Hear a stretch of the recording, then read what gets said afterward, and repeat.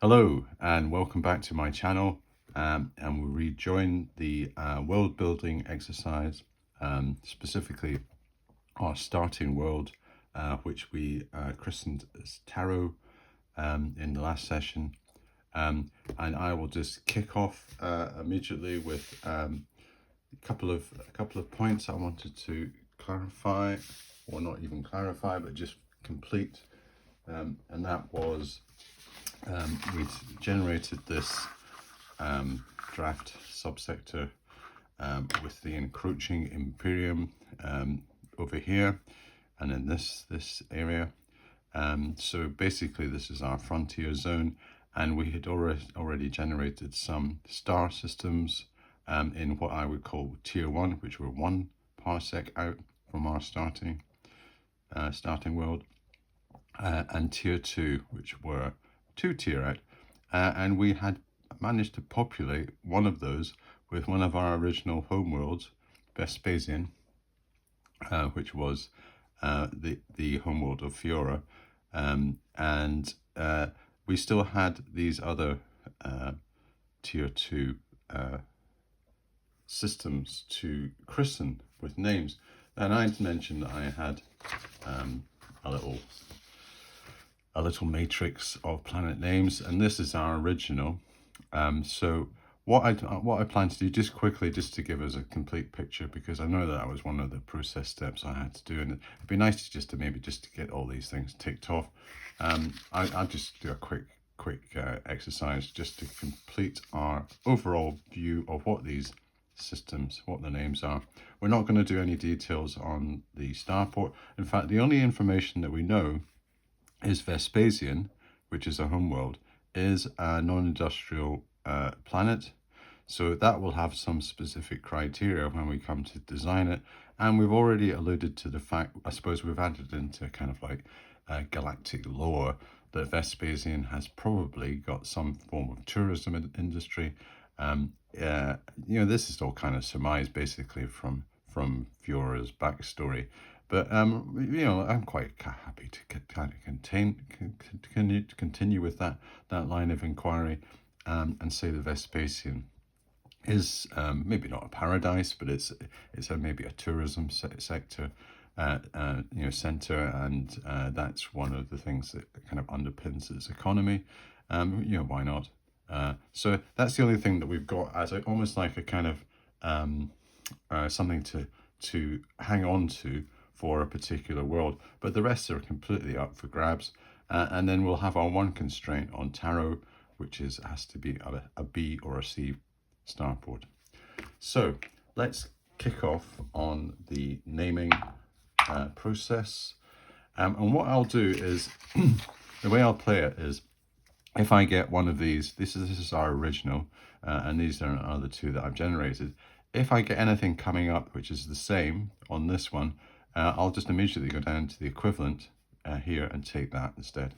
So it'll probably come clear when I actually start doing it. So the first one that we're going to do is the one next to Vespasian, this planet here. And we get a 2 and a 2. So that's the first column and item 2. So we've already had Martigan. So we'll take Region, which is this one here. So this is Region. In fact, I'll just get my little, I want to try and protect my board from pencil marks. And if I'm leaning on it too harshly, I might start destroying my Battlefleet Mars tactical display. I don't want to be doing that. So that's Region. The next one, let's see what we've got. We get far column 1. Oh, yeah, that's a bit sinister, isn't it? Shelob. That's I think Region sounds a bit Tolkien. I'm sure it is maybe a region. And Shelob is definitely, that's the spider. Shelob. Yeah, cause Sam and Frodo quite a lot of, in this kind of universe, I'm not even saying that it's originated on Earth. In fact, I was thinking about that the other night, and I'm thinking, well, what is maybe the origin story of humanity in this? And I'm thinking, well, maybe it is based on Earth, but it's an Earth that has radically changed from our timeline. And say pre-Roman Empire, you know, it's kind of the Greek Empire or something. And they had this cult that arose, you know, Zeus thing and stuff, and they really got into like sun worship, and they just, you know, that was it. You know, after that, it completely went on a completely different trajectory.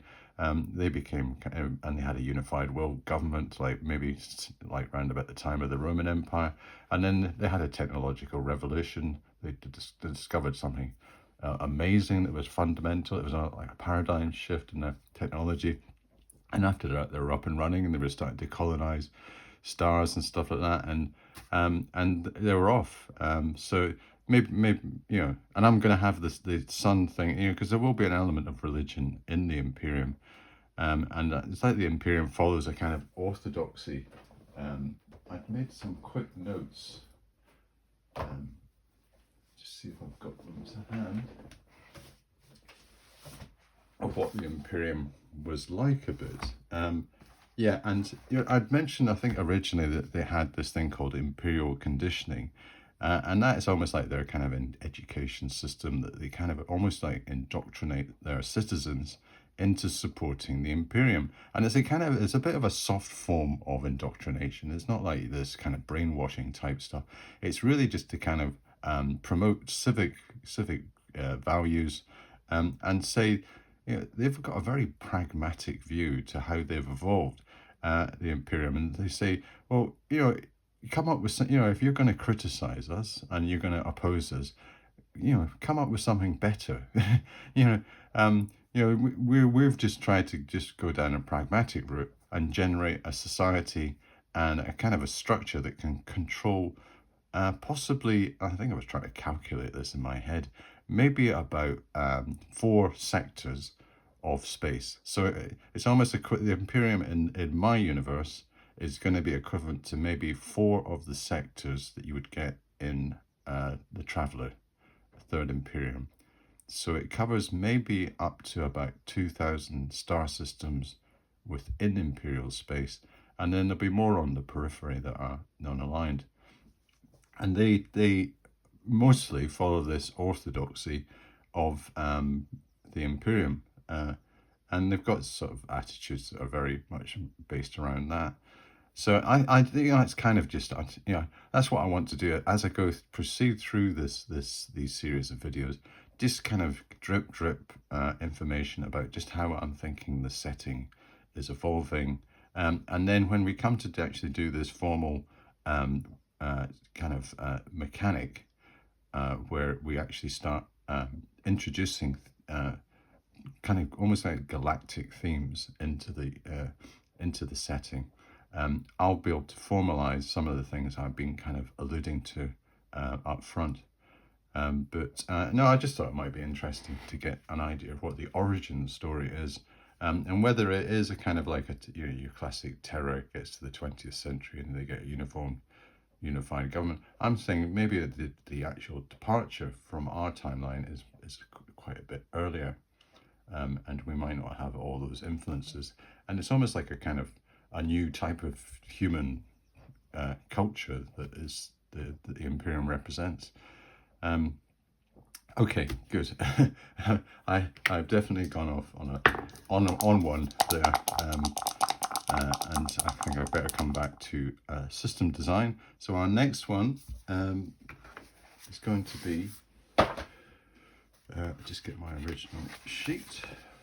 Let's generate the score. We get middle column, number 1. Oh, how many times have we had Vespasian coming up? It's unbelievable. So we'll go for Eridu. Eridu is our next one. So this is working fine. So Eridu, and then we've got 3 more to go. So what we've got next, we'll have far column, item 6. Ooh, Primax. Can't be Primax because that's a homeworld, and that will be placed by our other mechanism, our homeworld placement. So we'll take the next one down, Kalos. That sounds nice and science fiction-y. Kalos. It's kind of Blake 7, I think, coming in there. And then our, oh no, we've got 2, I've got this one sneaked up here. Okay, next to Raina's world. And then we have a middle column 5. Oh, speak of the devil, we get Raynor's World, so we can't have that. We'll get Drax. Now, from memory, I think I've taken Drax from... He is the villain in Moonraker. My favourite James Bond, not Sean Connery, Roger Moore. His fourth film, Moonraker, has Drax as the name of the villain. I'm sure of it. It's got a kind of space theme to it as well, because obviously it's up in space. It's called Moonraker, and it's a bit of a kind of sci-fi romp. And he's the villain. He's a very good villain, actually. I can't remember the name of the chap that plays him. I'd have to, he did a terrific job. So our final one is Far Column 3. Have we had a Ranox? No, I don't think we have. No, Ranox. Okay, there's a few ending in X, which you would be nice and sci-fi. So, that's a nice little scattering of names. I quite fancy, for the starting with Tarot, I would have liked Cassandra. I thought Cassandra sounded really, really good. And even Bifrost, but that's been taken. Is there anything else that's nice? Acanthus, that's quite good. Chimera. Medusa. What's going on? All these Saturn, Holorth. Yeah, so it's getting a wee bit more crazy as you go further down. Yeah, that's been a good sampling. And this will give us a nice selection of names that we can use in the campaign. Okay, so that's that done. Back to the job at hand, which is the starting world creation. Now, I created, this is Form 2, Imperium Standard Form 2 world profile, and this is my worksheet that I'm going to use to generate our starting system. And if we can go through it in this order, it should follow what I have on page 85 in this book, which is our world generation checklist, page 85. Yes, the world generation checklist, and we'll just follow this sequence to the letter and see where it takes us.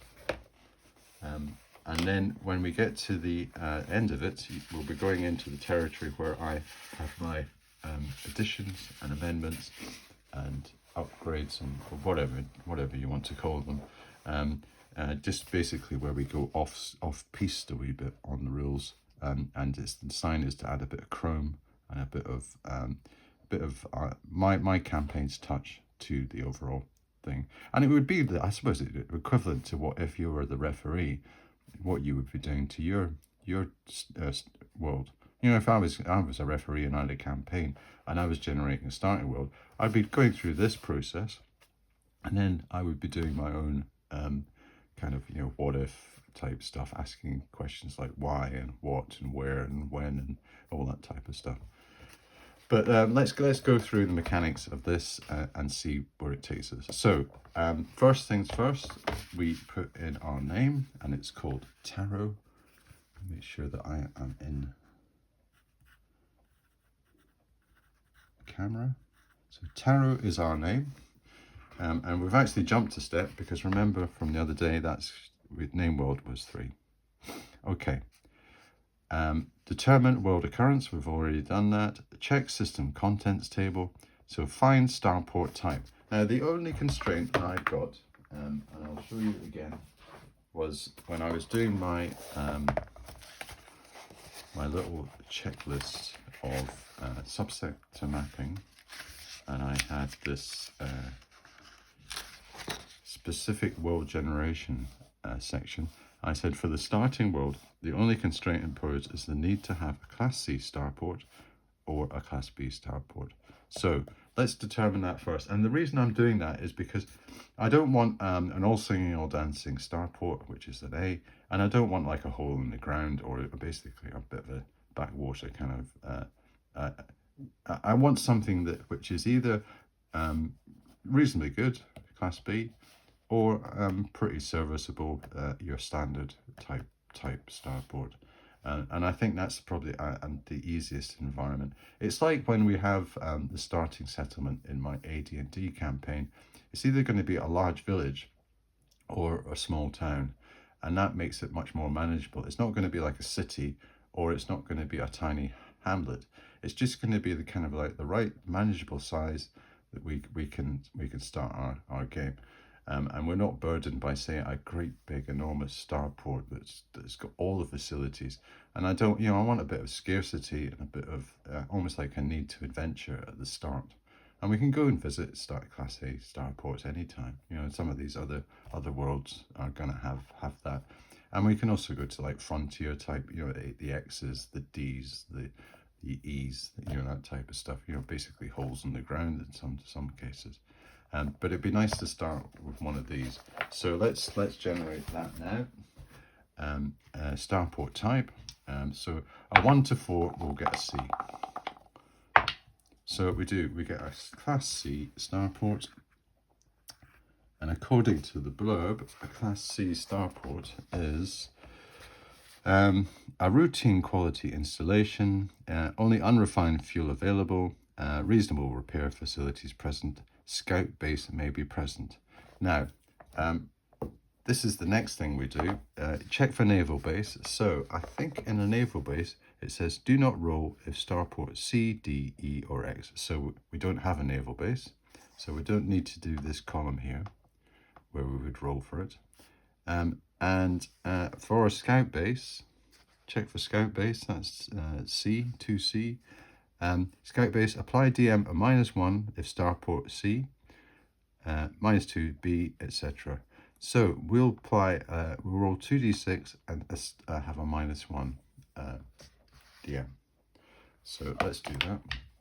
Get my dice shaker out. We get a 7. -1 is 6. So do we get one? Oh, we just miss it. So no. So no scout base. So base is present. I'll put none. And then the final one, there is a question, check for gas giant. And we just do a straight roll. Anything above 9 is a no, but more than likely we get a gas giant. And that means that we can use gas giants for refueling. If it's called basically unrefined fuel, there is a risk when you use unrefined fuel that your engine basically kind of seizes up and stalls, and you have a misjump, and that's a whole new kind of world of pain that we'd be entering. But if you've got a pretty service, a well-serviced ship, you've got a good engineer on, you shouldn't really. And you can have like a skimmer type thing to take the unrefined fuel off the gas giant. It should be quite a low risk process. But let's see if we've got one in the first place anyhow. So gas giant present. We roll 8. So we're reasonably comfortable. It's a yes. So there is 1 or more gas giants present. So that's a yes. So nothing really, anything exciting so far. It's just your standard start with the world generation process. This is where we would have named the world. So we're calling our world Tarot. Decide if travel zone coded. Now remember when I was discussing this, we're going to leave that to the end, because we're going to go through all this process here and generate the actual almost like everything in this column here, down to trade classification, will generate.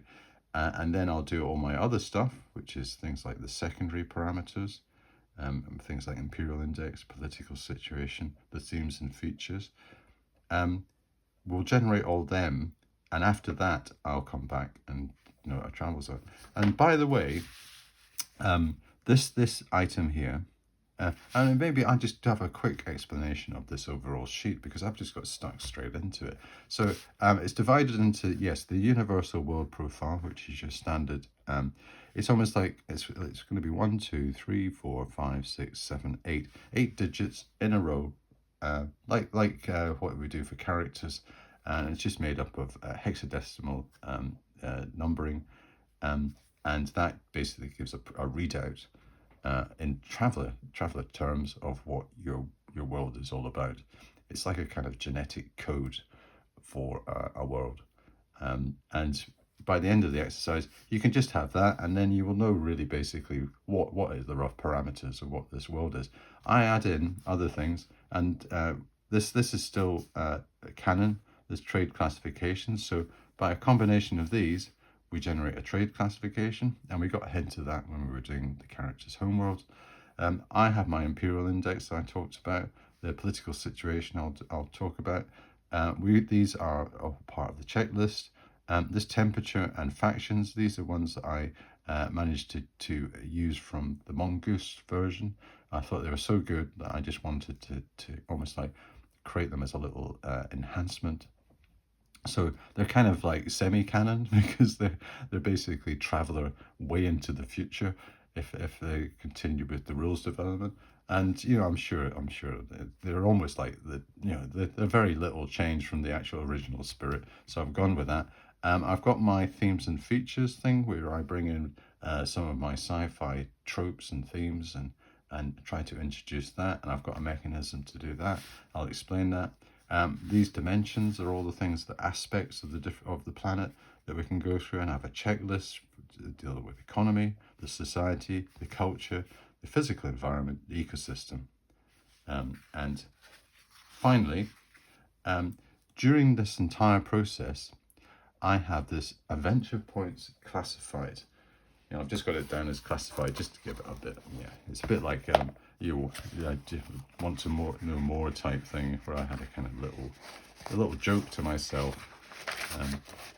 I had to get get a little joke in there. So it's just, these are almost like top secret classified thing. But remember, in the original terms of reference, the 7 steps to campaign, I had step 2, and nestled at the end of this this overall paragraph, because these are like the big tablets and stone type thing. These and I've got one line here which is keep a note of any interesting or potential adventure points. And remember, adventure points are the things that we're going to use as almost like raw materials, and kind of nurture them and see if we can bring them to fruition, or maybe they just kind of just snuff out and they don't come to anything. But they're almost like what I call in my AD&D campaign threads, and the ones that we will maybe highlight, say 1 week, and say, oh, actually, I wonder how that's going. Let's maybe develop it a bit, and then maybe just kind of ignore it for a couple of months, and then it'll quite come back again. I have a mechanism to deal with that. So, but while we're doing this world generation process, I'm making a little note here. So if I get any interesting things coming up, I think, that might be quite an interesting adventure point. I'll stick it down in this bit of my worksheet. I've got it there as a permanent record. And hopefully this idea is that it just gets basically filled up with interesting little threads that we can, and then we can prioritize them into different categories. I think a lot of travel is probably a bit of a prioritizing and cataloging exercise, because there's so much information flying around, and you've almost got to almost like distill it, get it almost like decompose it, reconstitute it, analyze it, and catalog it, and then you're in charge of it. You can control it, and you can get the maximum amount of enjoyment out of it. Well, that's the idea. Okay, so that gives you that's the overall explanation. I should have done that at the start. I think I must have been a bit gung-ho and wanting to get straight into the world generation. So I was explaining the travel zone will come back. There's something called established communication routes. Now, I did notice from this, there was in the 1977 version, there was a section right at the start where it was talking about jump routes. And there was a whole section, but when I say a section, there was like maybe like a paragraph about this size with a table that said how you could formally calculate the jump routes between planets, and that seems to have been dropped in this thing. So what I might do is at the end, and when this is more applicable when we have other star systems with known star ports, I'll be able to. I think I'd like to use the original mapping process to generate what the trade routes are, what the jump routes are, and almost like go through that exercise and show you how it would work in the 1977 version. And that's it might generate in sometimes it's a bit of a messy type of exercise, because if I show you an example, this is the Spinward Marches sector, and what I'm talking about, well, that's not a very good example. Let's get one. See this here, these are jump routes. And this is what this table in the old version used to try to manage and almost like determine, and between different planets. So it usually was, most chance you would have a long jump route between, say, an A class starport and another A class starport, and they were like the primary links. And then to B's there was less chance, and it just went down in basically in order. So I quite fancy replicating that when our little patch that we've got, our local area, that we've got these ones here, just put on what are the jump routes.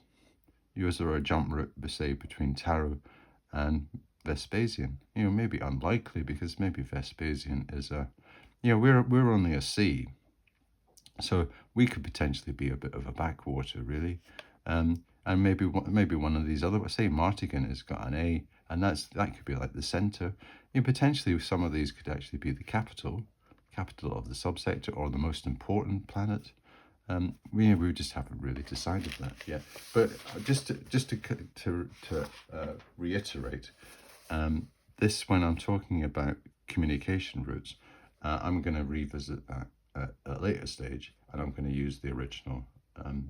For some reason, it's been dropped. Maybe they thought it was just a bit too of a messy mechanic, and it can generate some maybe messy looking kind of diagrams, because I've done it myself, and I've had ones where I've just had little jump routes flying off all over the place.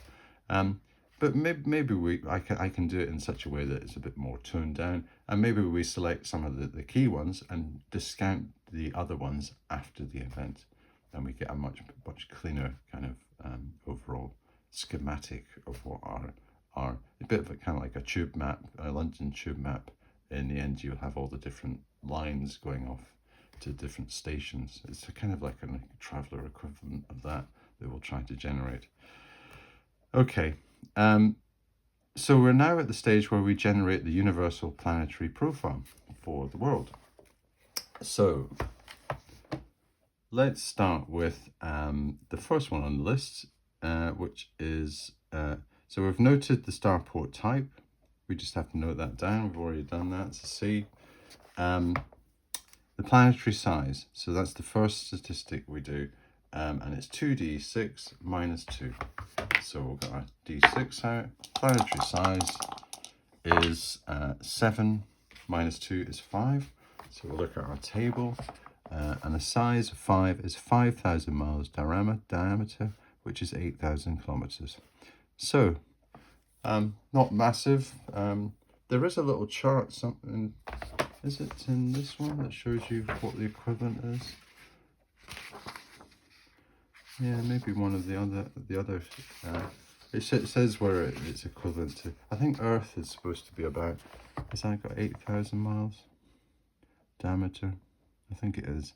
So I think Mars is maybe half the size, so it's something maybe a bit bigger than Mars. 5,000 miles. So that is a 5. So we put that down here. Planetary size 5, and I put 5,000 miles diameter. Okay, right, these are important. This is important. At planetary atmosphere, and the way we calculate that is 2d6 minus 7 plus size. So it's going to be minus 2, because 7 minus 5 is minus 2, 2d minus 2. Okay. So is it going to be a vacuum? Oh yes. 2d minus 2 is 2. So on the atmosphere, it's not going to have much. Very thin, tainted. 2. Very thin and tainted. Now what that means is, we have some little explanations here. World creation, I'm sure we have. Atmosphere, okay. Very thin atmosphere requires the use of compressors to ensure sufficient oxygen. Tainted very thin atmospheres require a combination of respirator, filter mask for survival. So, for some reason, this atmosphere has a contaminant in it of some type. Who knows what type of contaminant, but you need a filter as well as a respirator to survive on this. So maybe not such a great start for the planets, but let's continue. The next one we do is, now this is planetary hydrographics. Now the reason I've got this underlined is that there was a slight mistake in the checklist, and I thought that was corrected by the errata, but actually it wasn't, because I've gone through all the errata. A majority of the errata for the 1977 one is incorporated into this. However, that wasn't, and the hydrographic should actually be 2d minus 7 plus atmosphere. Okay, so and we've got an atmosphere of, so it's 2d minus 7 plus atmosphere, and we've got an atmosphere of 2. So we have 2d minus 5. So the hydrographics is going to be low, unless we get a very high roll here. So 2d, that's 8 minus 5 is 3. So we have 30% water. Okay.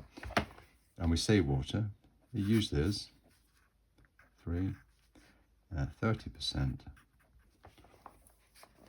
Oceans, or some, maybe small oceans, large lakes, that type of thing. And I don't think there's any other parameters. No, it's zeros and ones that would change that. Okay, so that's hydrographics. Population is just a straight roll, 2d minus 2. So this is sometimes can be the crunch one that determines just basically how tenable this is as a planet. We get 2, we have a population of 8 minus 2 is 6. So there we go. Population of 6 is millions of inhabitants. So we're into the millions, and that's millions. So we could do, because the next one is tens of millions, so we could get my D10. In this case, we can do a D10. We're allowed to do a D10, and just see exactly how many millions. We get, yes, 1 million. So 1. There's 1 million humans on this planet. So it's not bursting at the seams on this one. It's just going to be nice and a bit sparse. It depends really what the habitats are. By the sounds of it, it's going to have to be some form of you need breathing equipment and respirators, with filters. So it's probably going to be some form of dome structures or kind of bases and things. I can't imagine people living in normal houses.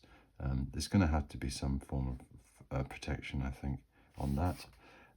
The next thing we do is the government, and this is always interesting because you get all these crazy things. And I do have a table as well that helps me. And again, I've used the Mongoose thing because that had some what we called examples of government.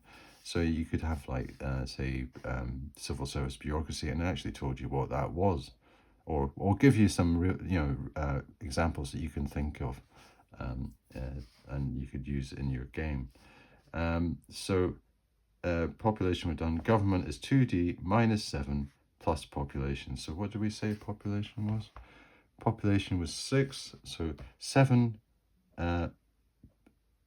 yeah, minus 7, so that's minus 1. So it's, oh no, I'm doing the wrong one. Yes, yeah, minus 7, yeah, 2D minus 1 for government.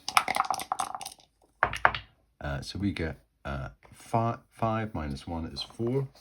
So the government is a representative democracy, government by elected representatives. So this sounds very similar to if you were in a if you live in a democratic country just now.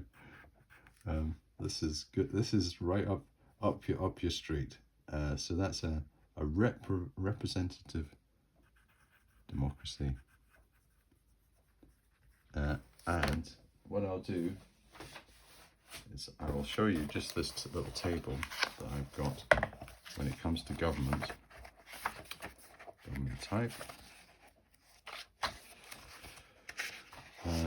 Government Imperium Index. Here we go, government examples. And 4, it's either a republic or a democracy. Right, okay. So maybe we decide that at the end. It's either going to be a republic, so I've got representative democracy. Well, we can determine that exactly what it is when we get to the end of it. Low level is the kind of just the view on majority of things like weapons, whether you can have assault weapons or guns or anything. So low level determines that. And again, it's 2D minus 7 plus the government. So the government is 4. So 7 minus 4 is 3, so that's minus 3. So it's 2D minus 4. Is it? Yeah. No. Government's 4. 7 minus 4 is minus 3. 2D minus 3. Not 2D minus 4. 2D minus 3 is, so that's 5 is the low level. I'll put that down here. And according to this, low level 5, personal concealable firearms such as pistols and revolvers prohibited. And with this, you basically anything above is how does this work again? Yeah, everything above here is prohibited, but anything below here is allowed. Yeah. So personal concealable firearms is the top thing. They're viewed as pistols and revolvers, so you can have them. You can have most firearms. You can have shotguns, long-bladed weapons. Yeah, I think that's the way it works, because according to this, these things, because there's no way you'd be allowed to carry portable energy weapons. So this is very liberal. Basically no prohibitions, and then it gets to things like undetectable stuff that like your secret agent would have. Okay, so pretty liberal, I suppose. It's not like a UK thing, because we're not allowed to carry weapons at all. We wouldn't be allowed. I think the best you can get is maybe if you have a license to have a weapon. And shotguns, farmers are allowed to have it. But the UK standard is we don't have any. Our police aren't armed as well, apart from special armed police units, and in our airports we have armed officers. But that's only been quite a recent thing that we've done that, and that's to reflect, I suppose, the overall world. But we've always had a kind of the view that our police force is non-armed. And we restrain citizenry rather than shoot them. But that doesn't sound. That didn't come out the way it was meant to. It's just a different style of policing. It's about minimum use of force. Maybe that's the one. But sometimes you obviously need force when we have our armed units, and we just bring them in at appropriate times. Okay. So let's move on from law level. And this is the one that generates basically just how the travelers are going to fare on this planet, the technological level. And the technological level is calculated with 1D as our base. And then we have in all these little DMs based on what our planet's like. So let's do our raw score and see whether we get a nice high or do we get a low. And we're going to be quite a primitive place. So middle of the road, 3. So we start with 3, and then we look at all the different criteria that we have. So let's have a look at this against here. So we have 3. Let's get my little post-it thing. So we start with 3. We get size 5. So that's not going to do anything. Atmosphere 2 adds 1. 3 plus 1, so for atmosphere. What of it? Hydrographics 3, that does nothing. Population 6. We just missed something with the 6. A 4, representative government. No, that doesn't do anything. So that gives us a total. Oh yeah, the starport, C, +2. I forgot the first column. I think it's because it didn't have little X's, little dashes. That's maybe an omission. Yeah, it should really have that. Although these ones don't.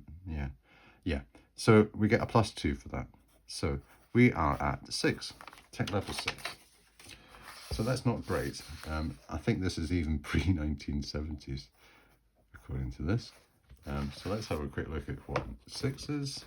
Circa 1940 to 1969. So it's just post-war, post-Second World War world. So it's got quite a lot of technology in it. It's got washing machines and cars, automobiles. Quite sophisticated. It's got jet engines. Let's see what an example of Tech 6 is. And obviously the starport will be higher because it's potentially an imperial starport, and they tend to be higher tech level. So tech level 6, auto rifles, light machine guns are the personal stuff, cloth armor, missiles, missile launchers, yep. A Model 1 computer, okay.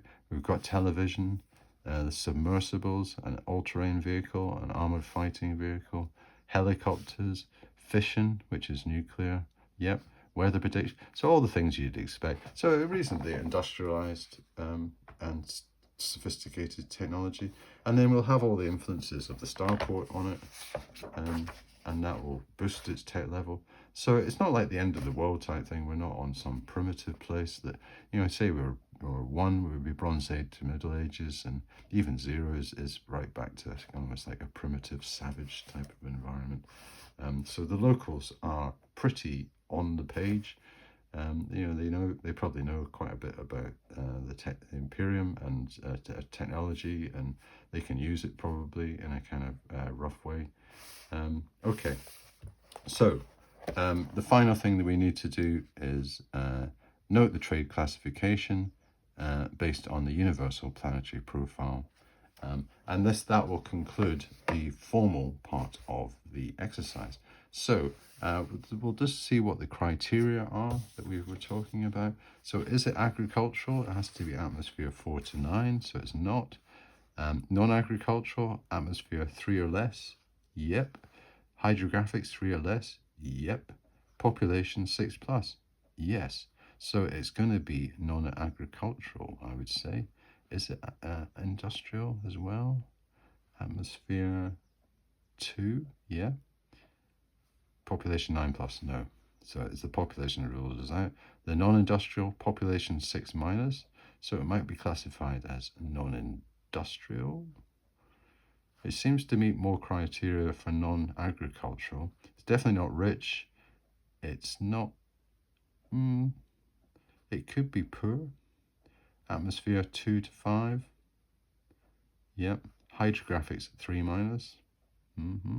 So it seems to be a combination of non-agricultural, non-industrial, and poor. and even some of not any of these other ones. So what's it going to be?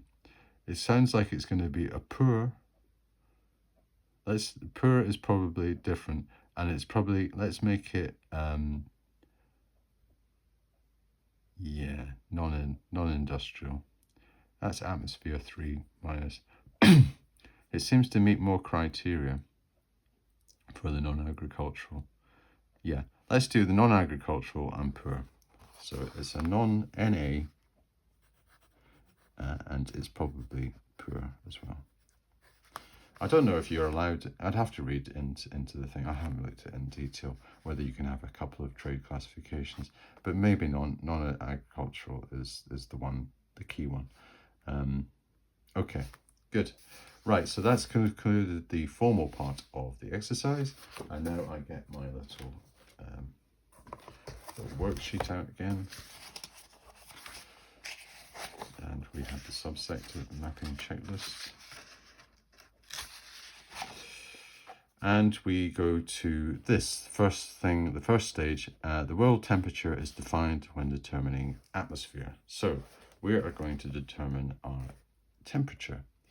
And the temperature here is, we roll 2D for the planet's temperature after the atmosphere is determined. So let's roll 2D. And okay, so I have some modifiers that I might apply.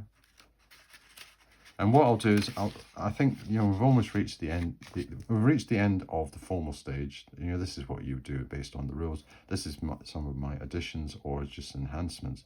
I think I'll do this one, and then for the next episode, we'll bash on through all these other steps. So we'll start doing the factions, the imperial index, the political situation. We'll open the can of worms, which are the themes and features. They could come back and bite me, but hey, let's throw all the dice on it. We've got our standard questions, which is all this criteria stuff here to cover, and then we can, you know, at the end of all of that, classify what our travel zone is and generate some NPC. So we can have all that juicy stuff for the next one. But let's just finish off with temperature, just to show you one of them. And I have a parameter here that it may optionally impose, if you roll a 1 on a d6, where you are in the habitable zone. So if we roll a 1, we'll have to decide we're not quite in the habitable zone, we're right on the periphery of it. So no, we're okay. So it's just going to be a straight d6 with modifiers. So let's have a look at our table again. And our atmosphere is, on our list, we had an atmosphere of 2. So we have a DM of -2 on that. So 2d6 -2. So that's 5 on our atmosphere chart. So again, like all the other ones, we have a chart. And 5 to 9. Oh, it's actually just made it into temperate. That's quite a result for that. It is a temperate world. So we put in 5, and we've put temperate. Okay, that's good. Right, so that's the first table in action. So as I say, what we'll do for the next session is we'll go through all these other criteria, fill it all out. I haven't really had too much I've had to write down here, adventure point wise. I think there'll be a lot more grist for the mill from all this type of stuff that we'll do next time. And I think I'll be scribbling down quite a lot of stuff, especially when we get into this and this little chestnut here. Okay, right. Next one, onwards and upwards. Ad Astra. Thanks for watching, and I'll see you next time.